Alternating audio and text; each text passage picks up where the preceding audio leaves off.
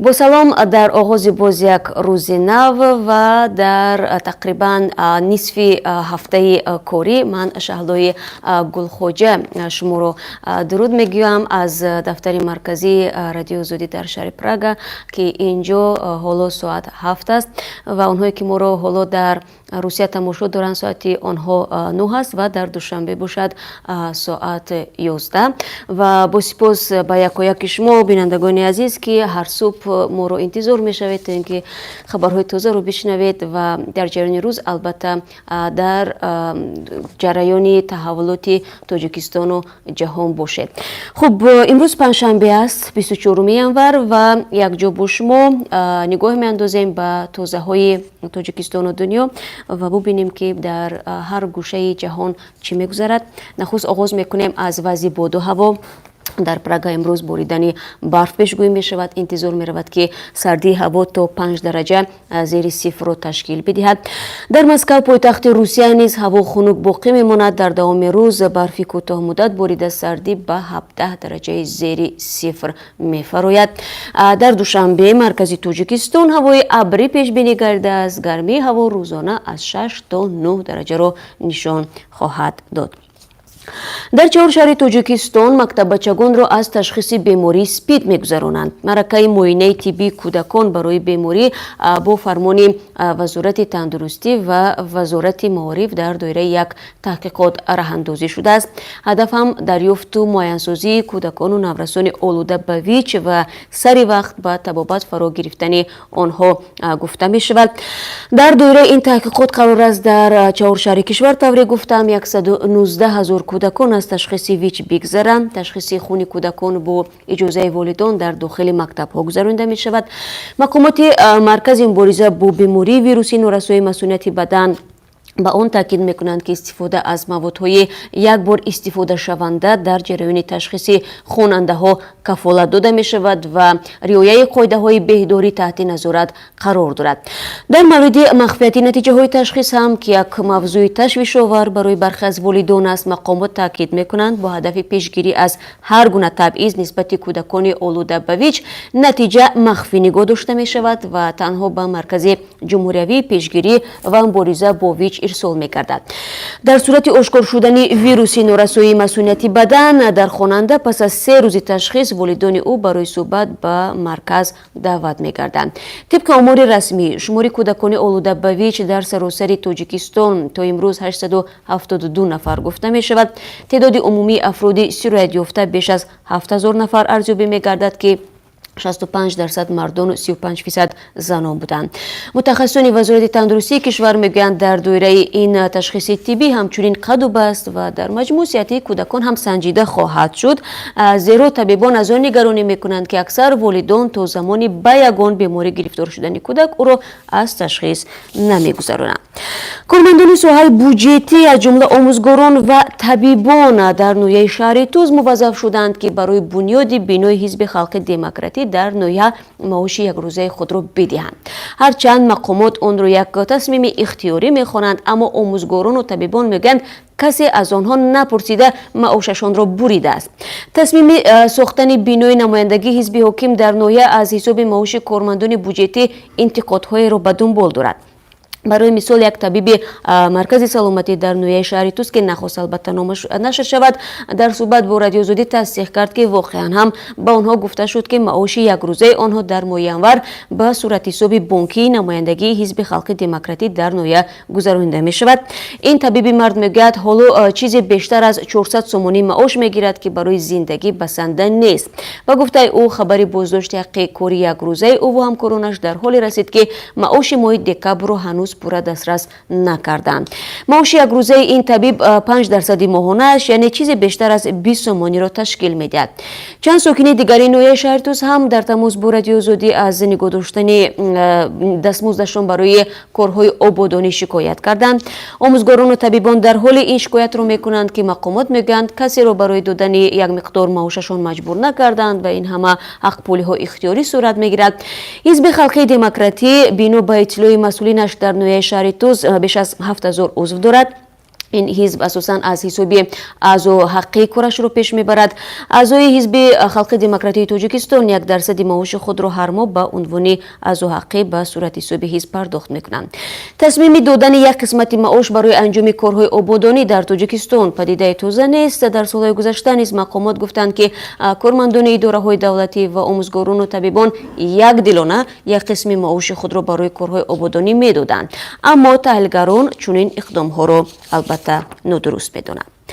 کمیته حالتهای فوق‌العاده تاجیکستان میگوید که تا به حال روی ماشینگردی خاروق ایشکوشیم بسته باقی میماند. هرچند دیگر راههای تاجیکستان باز شده باشند هم، ولی خطر لغزش ترمه و سنگ در راههای کوهی برطرف نشده است. با توجه به این، کمیته از رانندگان درخواست کرده است که همه گونه قاعده‌های بی‌خطری را رعایت نمایند. پیشتر از این خبر داده شد که راه خاروق دوشنبه گشوده شده است و راه سوی نواحی ایشکوشیم و مرغاب ولایت مختار کوهستان بدخشان هنوز بسته می باشد.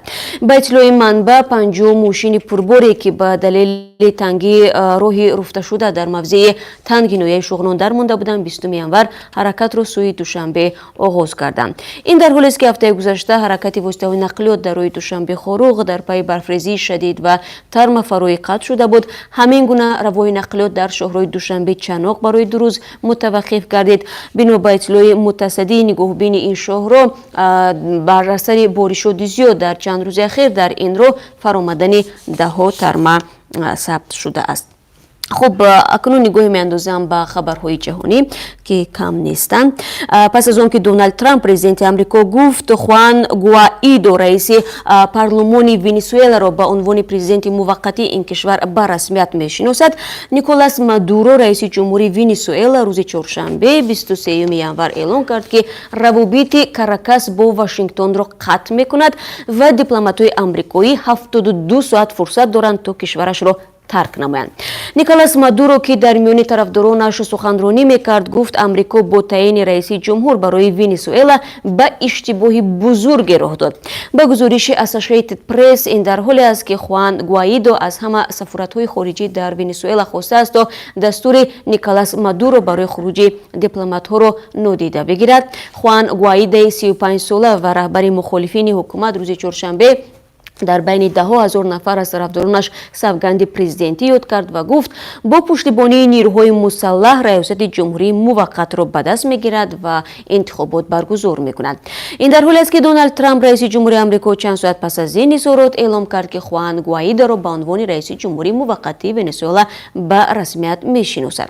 در همین حال مایک پامپئو وزیر امور خارجه آمریکا شام چهارشنبه گفته است که آمریکا دیپلمات‌های خود را از ونزوئلا خارج نمیکند و تاکید کرده است که آمریکا روابط دیپلماتی خود را با رئیس جمهوری موقتی ونزوئلا ادامه خواهد داد. وزیر امور خارجه آمریکا میگوید واشنگتن به آنچه خوان گوائیدو طلب کند توجه خواهد کرد و دیپلمات‌های آمریکایی ونزوئلا را ترک نمی‌کنند. مایک پامپئو افزود آمریکا نیکولاس مادورو را به رسمیت نمی‌شناسد و او حق قانونی ندارد رابطه‌های دیپلماتی با آمریکا را قطع کند. کرملین میگوید پوتین با سفر دولتی به قرقیزستان می رود. مسکو تصدیق کرد که سفر ولادیمیر پوتین به قرقیزستان برای سال روان برنامه ریزی شده است، اما زمانش هنوز مشخص نیست. سفر دولتی به بیشکک به برنامه کاری پرزیدنت شامل است، گفت سخنگوی کرملین دیمیتری پیسکوف روز 23 ینور و افزود هماهنگی سفر از کانال‌های دیپلماتی جریان دارد. شرح پیسکوف در جواب به اظهارات مشاور سیاست خارجی پرزیدنت قرقیزستان سورونبای جیمبکوف پخش شد. دانیار صدیقوف گفت جیمبکوف رئیس جمهوری روسیه را به قرقیزستان دعوت کرد و این سفر احتمال آخر ماه مارس صورت بگیرد. انتظار می رود رهبران دو کشور مسئله تجارت، همکاری‌های اقتصادی، امنیت منطقوی و بنیاد زیربناها در قرقیزستان را بررسی کنند. خبرگزاری‌های روسیه نوشتند که در ملاقات وضع مهاجران قرقیز در روسیه نیز مطرح خواهد بود. خب موضوع بعدی ما نیز به روسیه داخل دارد. وزارت کار خارجه روسیه تصدیق میکند که شرکت‌های خصوصی این کشور در تمرین ارتش سودان سهم میگیرند. ماریا زاخارова سخنگوی وزارت کار خارجه روسیه روز 23 ینور گفت بر پایه اطلاعی که ما داریم بعضی شرکت‌های خصوصی که با دولت رابطه ندارند در سودان عمل میکنند. قبلا رسانه‌های بریتانیا گزارش داده بودند که شرکت‌های خصوصی روسیه به ارتش سودان در پخش نمودن اعتراض‌های مخالفین کمک می‌رسانند. расонанд. сар аз 19 декабр дар Судон ҳар рӯз эътирозҳои дастаҷамъии мухолифини ҳукумат барпо мешаванд. ибтидо эътирозгарон поин бурдани нархи маводи сӯхтро талаб мекарданд. баъдан тақозои истеъфои президент Умар Башир асосӣ шуд. Башир 30 сол инҷониб раҳбари Судонро бар дӯш дорад. барандаи телевизиони эронӣ аз буздошт дар Иёлоти Муттаҳидаи Амрико раҳо гардид. ба гуфти мансабдорони амрикоӣ, Марзия Ҳошимӣ чанд рӯзро дар буздошт ҳамчун шоҳид дар як қазияи номаълум сипарӣ намуд. Обид Аюб, раиси Кумитаи амрикоиву арабии зидди табъиз мегӯяд, Ҳошимӣ рӯзи чоршанбе баъди 7 рӯзи буздошт дар Вашингтон раҳо шуд. буздошти рӯзноманигори эронӣ боиси аксуламалҳои ҳукумати Эрон ва ҳомиёни ҳуқуқи рӯзноманигорон гардид. хуб, ба ҳамаи онҳое ки ҳамин лаҳзаҳо ба мо пайвастанд, бори дигар салом мегӯям ба шумо аз ҷумҳурии Чех, аз шаҳри Прага, ки дар ин ҷо қароргоҳи радиои Озодӣ мустақар аст, ва ташаккур мегӯям ки шумо моро тамошо мекунед. ман дар чанд дақиқа дигар боз барои шумо хабарҳои Тоҷикистон ва ҷаҳонро хоҳам гуфт ва фаромӯш накунед ки дар поёни суҳбат мо дар бораи қурби асъори хориҷӣ дар Тоҷикистон низ хоҳем гуфт ки имрӯз нисбат ба рӯзи гузашта андаке баландтар рафтааст. ин ба диққати муҳоҷирони тоҷик дар Русия аст ки зиёд дар ин бора аз мо мепурсанд. хуб, ман хабарҳои ҷаҳониро идома медиҳам. Полиси шаҳри Феникси Амрико эълон кард ки Натан Сузерланди 36-соларо бо таҷовуз ба номуси як зани беҳаракат муттаҳам намудааст. рӯзи чоршанбе додгоҳи Феникс Сузерландро ба таҷовуз ба номуси якчанд зани беҳуш айбдор кард. таҳқиқ дар бемористони Ҳатсендаи шаҳри Феникс замоне шурӯъ шуд ки як зани беҳуш тифли ба дунё овардааст. полиси шаҳри Феникс мегӯяд, Сузерланд дар ин шифохона ба ҳайси бародари шафқат кор мекард. полис афзуд баъди таваллуди кӯдак мардони ходими ин бемористонро тафтиш намуданд ва ташхис муайян кард ки падари навзод Сузерланд будааст. дар шифохона аслан заноне табобат мегиранд ки танҳо аз нуқтаи назари зеҳнӣ маъюб мебошанд. баъди ин ҳодиса раҳбари бемористон ба истеъфо рафта, чанд ходими дигар бо нишони эътироз корро бас кардаанд. хуб, хабаргузории Спутник аз қавли расонаҳои русӣ менависад ки нисбати як зани тоҷик дар шаҳри Москав парвандаи ҷиноятӣ оғоз шудааст. гуфта мешавад, ин муҳоҷирзан дар як қаҳвахонае ба ҳайси пешхизмат кор мекардааст. ба гуфтаи раисати корҳои дохилӣ дар Москав ба шуъбаи пулис як зани 51-сола бо аризаи шикоятӣ муроҷиат кардааст. ҷабрида хабар дод ки дар яке аз қаҳвахонаҳо дар хиёбони Мир дар рафти ҷанҷол пешхизмати қаҳвахона бо даст ба ӯ ҷароҳат расонд.